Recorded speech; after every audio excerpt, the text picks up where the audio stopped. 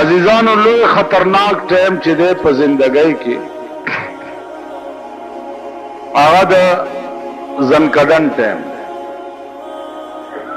د زنکدن په ټیم کې د انسان د ټولې زندګۍ د ګټې او د بیلاد وخت. که دغه وخت کې سړی د لغزش د شیطان نه محفوظ پاتې شو خو عمر له کامیاب شو، او که دغه وخت کې لغزش د شیطان کې د گیر شو نو عمر له تباه شو. که تاسو خیال وکئ مونږ خلک چې دعا کوو نو دا وایو چې یا الله زمونږ آخره خاتمه ښه کړي. آخره خاتمه چې ده هغه دغه د زنکدن وخت و، ځکه چې د ټولې زندګۍ دار و مدار چې دی هغه په دغه وخت باندې. علما وایي چې د زنکدن په وخت کې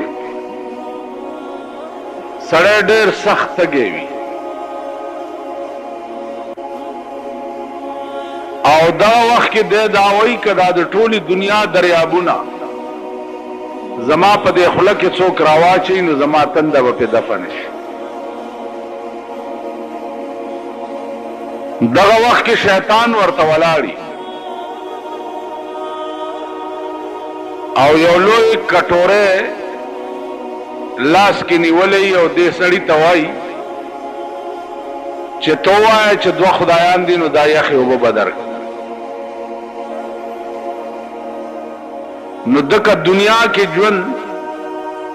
د ایمان په کمزورتیا کې تیر کړی وي نو د هغه وخت کې وایي چې دوه نه درې دي خو دا اوبه راکړه. نو هغه کټوري کې علما لیکي چې اوبه هم نه وي د شیطان پکې متیازې کړي، هغه توی کی او ورته وایي چې عمر له مې د بیړه تباه کړه. نو زما عزیزانو عرض دا انکشاف څنګه شوی؟ مولانا تھانوی رحمت الله علیه لیکلی چې یو بزرگ وفات کېده نو لوی لوی علما ورته ناست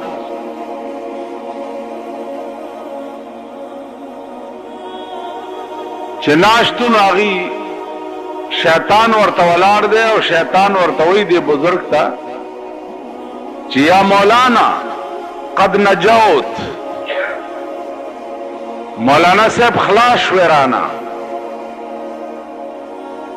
اوس دا علما چې دی لګیا دي و اشهد ان لا اله الا الله و اشهد ان محمدا عبده ورسوله.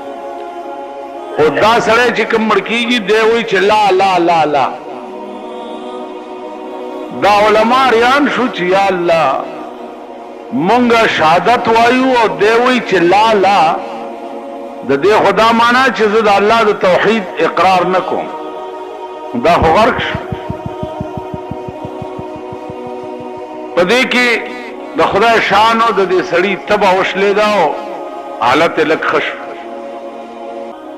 چې ښه شو دا علما ورته وایي چې مونږ خو دې غرق کړو، مونږ درته کلمه شهادت ویلو او تا ویلې چې لا لا. بزرگ ورته وایي چې ما تاسو ته نه وی چې لا لا، تاسو سره جخت شیطان ولاړو. هغه راته وی چې یا مولانا قد نجوت، مولانا خلاص شوی رانه. وی ما هغه ته وی چې لا لا دا خلاص نه یم، مخکې ډېرې مرحلې پاتې. نو عزیزانو عرض مې دا و چې هېڅ پته نه لګي د زندګۍ په انجام باندې چې زمونږ انجام به څه وي، مونږ سره به څه کېږي. آخر وخت کې به مونږ ته د ایمان دولت نصیب هم شي او که نه به شي. په دغه وخت کې که مونږ ته د ایمان دولت نصیب نه شو نو ابدالآباد دپاره هم بیړه تباه شوه، بیا به نه کېږي. که په دغه تمه یې چې د مرګ نه وروسته دا ساعتونه ماتونه در پسې چا وکړه را وکړه جوړ په دې به وبخلی شئ، دا باته یې غوږ نه وباسئ، په دې نه کېږي. چې چې د ځنکدن په وخت کې ایمان بیلې کدا ټوله دنیا در پسې څوک خیرات کی د یو کنجه کې عمره خیرات بنه در رسي خیرات هغه سړي پسې فایده کوي چې کم د ایمان دولت وګټلو د ځنکدن په وخت او چا چې ایمان بیلو دو نو کافر د دنیا تیر شو کافر پسې خیراتونه کول څه سود نه لري نو عرض میں دا ہو چې توبه چې دا پدې کې تلوار پکار د ژوند پتن لګي استوي زل ازوان ما چې زما څخه د کوم به اخر کې و بیا توبه واس که قدرت داسې مرګ تا تراولي چې اکسیډنټ وکي لارای موټر کې روان او یو غړپ شي غړ سره در نساوتی د توبې توفیق درته نصیب نشي یا د هارت فیل شي روانه پلار اور دی ودری توبه ته چې برابرېږي بیا دې خپې اگرې ته شي تاسو خیال را نو د دې وجنه چونکې د ژوند او د ساوتو پته نه لګي نو توبه کې چې ده تلوار پکار ده الله دې توفیق مونږ او تاسو ټولو ته راکړي عزیزانو مړ شو سړی اوس د مرګ نه وروستو علما وایي چې د دې مړي دوه حالت دي کدی مړي ایمان تیر کړي نو د پکور کې لا پکټ کې پروتي او په جنت کې داخلي او کدی مړي ایمان نه تیر کړي د کافر د دنیا تیری نو دا مړ پکور کې پکټ کې پروتي او په جهنم کې داخلي بیا د کور چې روان کی نو په دې لار باندې مراحل دي څوکۍ دي وېدرې کم خوا روان اخرت ته ځي پاسپورت شته ویزا شته دا غزه تیارې دي کړې دي وړاندې نه دی هلته بندوبست کړی دی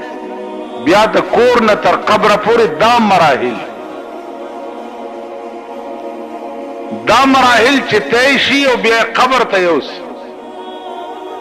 او په قبر کې کیږدي قبر کې کیږدي او خاورې په واړی او خلق ته روان شي نو حدیث کے راضی جناب رسول اللہ صلی اللہ علیہ وسلم فرمائے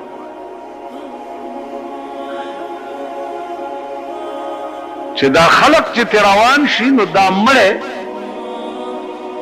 دا خلقو د پڼو आवाज اوري نو دی ورپسې را پاسي او आवाज ورپسې وکي چې کم خوا روان یې او زم چرته پرېږ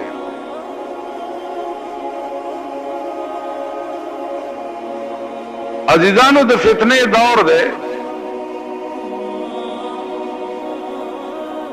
پاکستان کې رنگ رنگ فتنې دي په دې قهرم نن دنیا اخته ده چې مړه په قبر کې اوري او کناو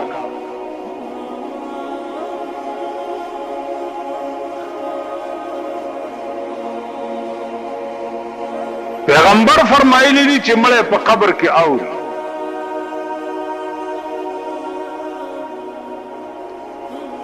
او ستا زمانہ کې یو سړی دی د مولا شکل کې هغه وی چې مړه په قبر کې نه اوري ډله ځان لا پیدا کړي خلق ځان لا پیدا کړي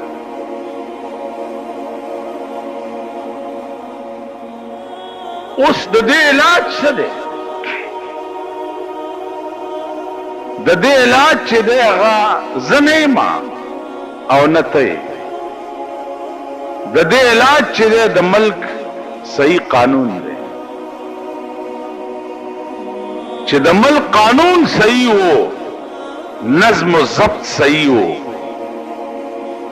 بیا ته وګوره چې په ملک کې څوک غلطه خبره وکړي اوس ازادي ده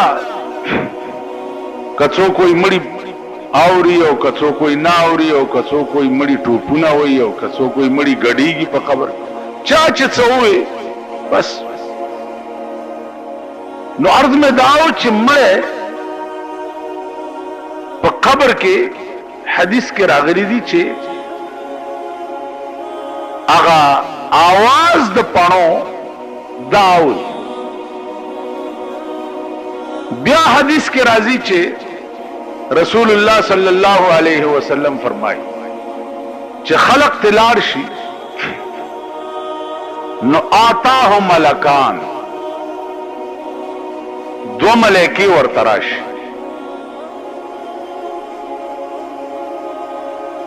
چې دو ملائکی ورته راشي نو دی راکېني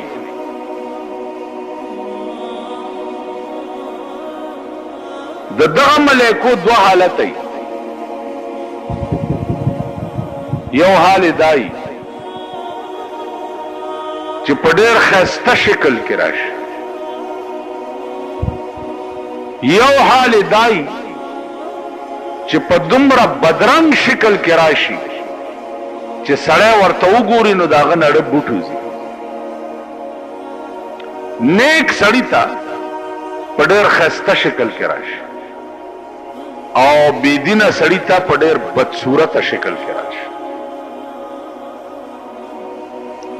چې کېنئ نو اول تپوس دا کوي اول چې من ربک ستا رب څوک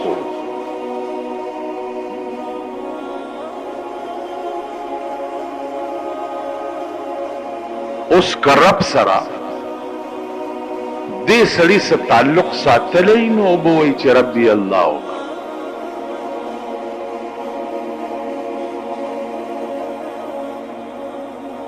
نبی دې څوک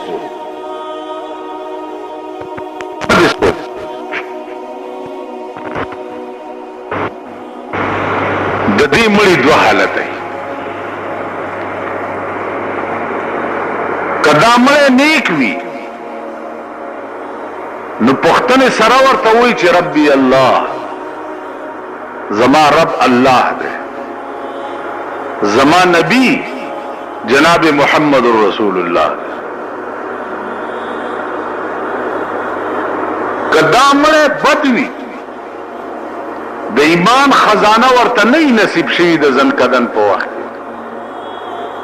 او من ربک رب دې څوک نبی دې څوک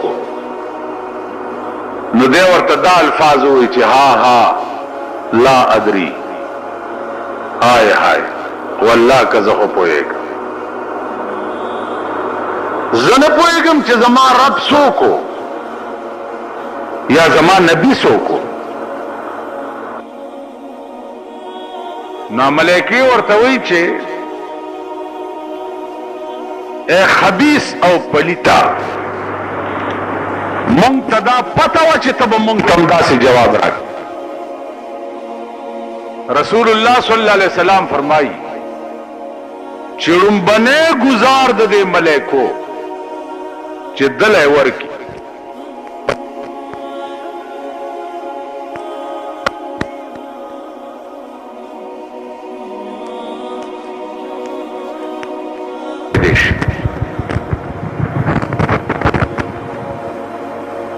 که تاسو خیال وکئ دنیا کې وګوره چې څومره ګزار تیزي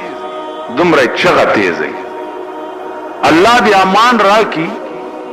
چې دا به څومره سخت گزاري چې مشرق او مغرب کې چغه اورېدې کی الا پیریان او بنی آدم ځکه نه اوري چې قدرت دا راز فاش کول نه غواړي بیا په ده باندې په قبر کې عذاب مسلط شي دا خواري چې ور سره ملائکې وکي نو عذاب په مسلط شي یا خود اور لمبه ورته راځي قبر ته یا په لړمان مقرر شي اده خدای خو هدا چې هر قسم عذابي دا قبر ورته دا عذاب تنور کی تر قیامت پورې به دا مړی په دې قهر کې گرفتاری. دا به د هغه سړي حالي چې کوم سړی د زنکدن په وخت کې د ایمان دولت بیلو.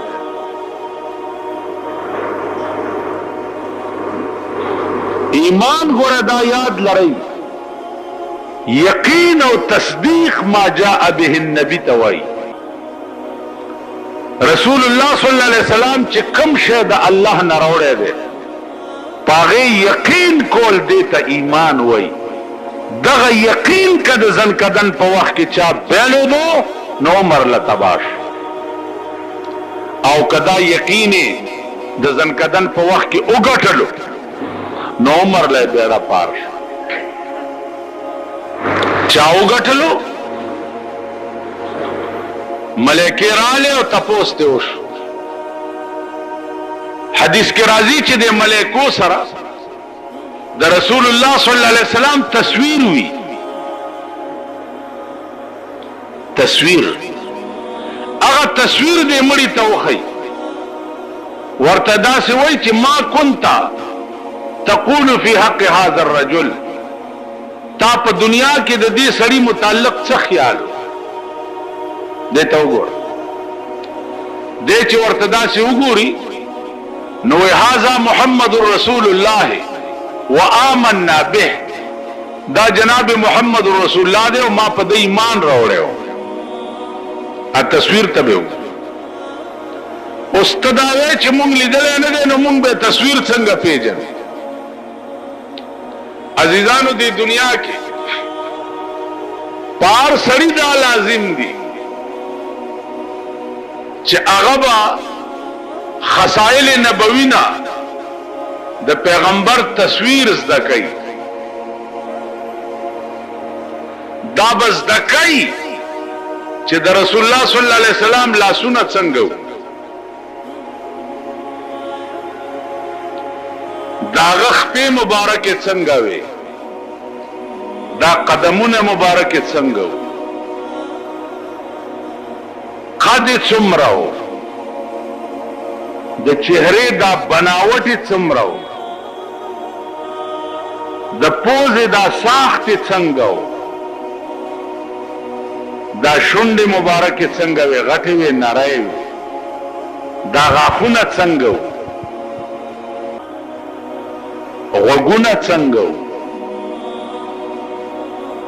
دا پورا نقشه به تاته یاد ای.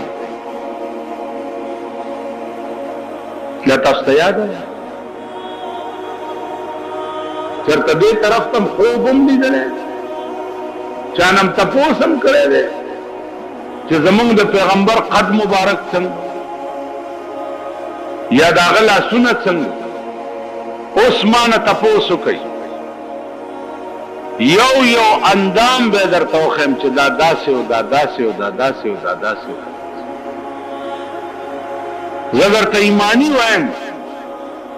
ما چې په شمائل ترمیزی کې کومه نقشه د جسد اقدس د جناب رسول الله صلی الله علیه وسلم لیدلې ده او زده کړې مې ده، او مغه شی مې بیا په خوب کې وکړ. او دې طرف تم چرته تاسو راځئ. اوس چا درنه تپوس وکړو چې هلکه ستاسو د کلي د ملک سر څومره دی؟ نو درته یاد دی چې 3 دړی سر دی. ستاسو د کلي د چیرمین صاحب لوړ دی که مندری دی؟ خم ورته کتلي، ځکه چې شپه ورځ ورته داسې ګورئ ناست یې ورته لکه د توسن کارغه غوندې، هغه درته هر څه یاد دي. اوس دا وایه چې د جناب محمد رسول الله ساخت د بدن اقدس چې دی دا څنګه و، دا د یو له نه ورځي. نو اوس هغه وخت کې چې ته تصویر درته ملایکې وښیي او ته ما كنت تقول في حق هذا الرجل، د دې متعلق تا دنیا کې څه عقیده وه ته داسې ورته وګورې، یقیني به وایې چې ها لا ادري والله کې پېژنم چې دا څوک که تاسو زده کړې تاسو خیال راغی. نو عزیزانو عرض مې دا و چاہے سړی تصویر چا وستو هغه ولی باسه ویل دا ځان سره یادگار کدما هغه ورته جب تصور دل میں ہو تصویر کی حاجت نہیں جب تصور دل میں ہو تصویر کی حاجت نہیں زلف کے پابند کو زنجیر کی حاجت نہیں زما تصویر باسی چیزان سر یادگار کی دی جب تصور دل میں ہو تصویر کی حاجت نہیں زلف کے پابند کو زنجیر کی حاجت نہیں چا پڑھ کے چیز چا تصوری هغه ته د تصویر ضرورت نشته کم سړی چې د یار په زلف تړلی هلته د زنځیر حاجت نشته دل کے آئینے میں ہے تصویر یار جب ذرا گردن جھکائی دیکھ لی د یار تصویر میں د زړه په شیشه کې دی او چې سر ټیټ کوم وی ګورما د تصویر ضرورت څه نو عرض میں دا عزیزان چې د رسول الله صلی الله علیه وسلم حلیه مبارکه دا بس دکه دا بدر تپتای دا درد زړه کې پیدا کړي داغه حدیث دا بیاده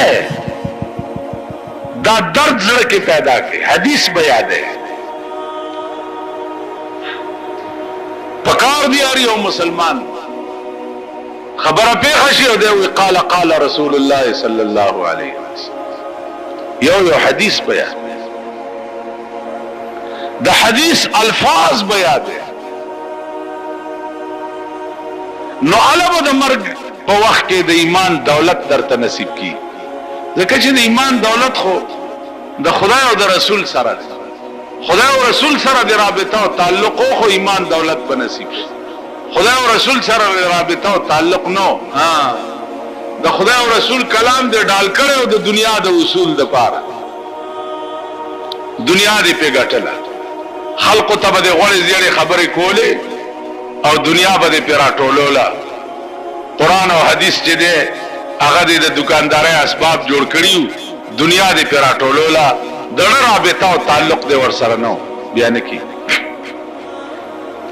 شانور شاہ کشمیری رحمت اللہ علیہ طالبانو تے تپوسو کو جی صاحب تا ہو ټول عمر درس و تدریس کے تیر کو کم شي پکې زیات خوان در کړي شاہ صاحب ورتل په خدای مې دې قسمی چې طالب ته سبق وایم او عبارت راته وي حدثنا فلان قال حدثنا فلان فلان فلان قال قال رسول الله صلی الله علیه وسلم چې دا قال رسول الله صحابه طالب وي نو زمان اڑا بوٹوز قال رسول اللہ وندے خوان شانور شاہ کشمیری ہوئی واللہ العظیم کما پا زندگائی کی پا بلشی کی لی دلے چه قال رسول اللہ صلی اللہ علیہ وسلم نو زمان عزیزانو منزونم کو او دسونم کو کوشش کو خکارونم کو دین پارا چه کم یو درد دے پزلکی درد آغا درد زمان پڑکی نشتا او هغه درد چې په زړه کې نو بیا هم کار نه جوړیږي په کار دی چې درد زمونږ کې پیدا شي او الله دې وکړي چې پیدا شي نو عزیزانو عرض مې دا و چې قبر کې د الله او د رسول متعلق صحیح سوال جواب وکړي نو دا قبر روضه من ریاض الجنه د جنت د باغچونه یو باغچه په جوړه شي څنګه باغچه جوړه شي عیسی علیہ السلام یو مړی راژوندی ورته وی زما د قوم ته ووایه تا باندې لاندې سال تیر شوی هغه وی صاحب نور خبر نه یم خو چې مړ شومه خاښې کړم او خلق رانه لاړه سکسان راله الله سره ملاو که نور راله بیا نور راله چاوی زستا منزما چاوی زستا روجای ما چاوی دیخی طرف ته چې ټول رانه پاکړکای وته ماره کې خیالو کو چې ته आवाज دلته څه کې تم ور پسې ځه وې پاخي طرف ته کړکای زمو وتم چې ګورم یو بهترین باغ دی ولی پکې بیگی زدا ولی په غاړه کېناستم او دس مې کولو چې مانځه وخت دی. حدیث کې راځي چې سړی مړ شي او په قبر کې خښ کی هر ټیم چې خو په ده باندې د قبر وخت چې دی زیړی مازدیګري. یو جنۍ راغله او ما ته وایي چې کاکا دلته منځونه نشته، بس دنیا کې دي چې څه کړي دي کړي دي او دلته مانځه. وی ما هغې له داسې ټېله ورکړه چې مونځ نه مې څنګه منې کې. وی د هغې غاړه کې هار و هغه وشلېد. وی راته وی چې اوس خو دې والله که پرېږدم چې دا هار دې ټیک کړی نه وی د تار یو سر هغې ونیو او یو ما ونیو، ملغلرې م پکې پیرلې او خبرې م کولې. هار لا پیرلی شوی نه و چې تا آواز وکړو او زه راووت. عیسی علیه السلام وفرمایل قوم ته چې د دې مړي 4,000 کاله وشو چې مړ شي. 4,000 کاله. نو په 4,000 کاله کې د خوشحالۍ وخت په ده داسې تېرو لکه چې یو ګنټۍ. دنیا کې وګورئ د خوشحالۍ وخت باندې سړی پوه هم نشي، او چې غم پې راشي اړه کې وایي چې تا خوشحال لا کله وي. نو قبر به داسې ځای شي. الله دې توفیق راکړي چې زمونږ قبرونه هم داسې شي. نو عزیزانو د توبې وخت کلاو دی، دروازه یې لرې ده.